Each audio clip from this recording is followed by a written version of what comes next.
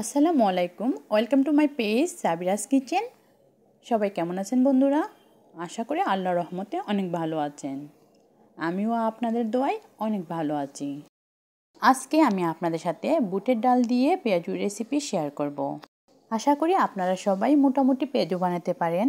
তো আমি কিভাবে পেঁয়াজু বানাই সেটাই আপনাদের সাথে শেয়ার করব।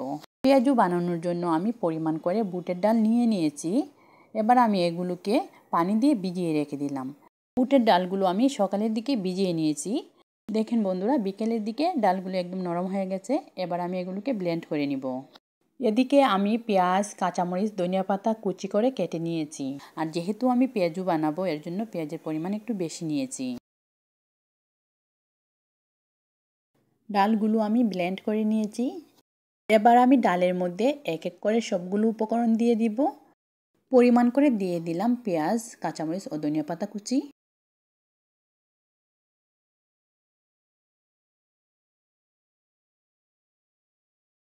এবার দিয়ে দিব 1 চা চামচের মতো আদা রসুন বাটা।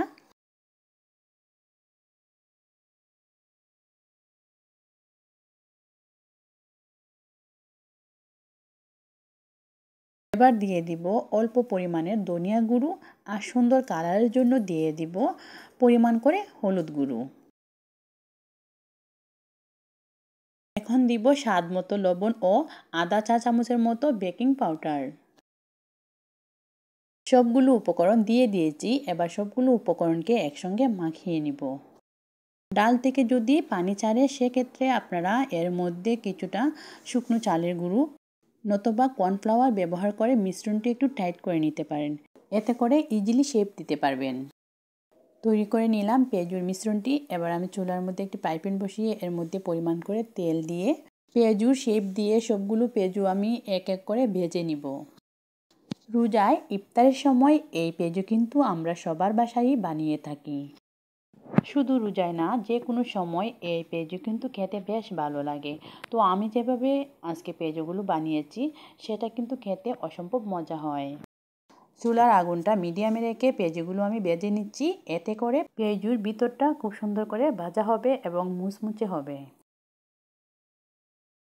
সবগুলো পেঁয়াজু আমি সুন্দর করে ভেজে নিয়েছি এবং খেতেও অসাধারণ মজা হয়েছিল এবং মুচমুচে হয়েছিল।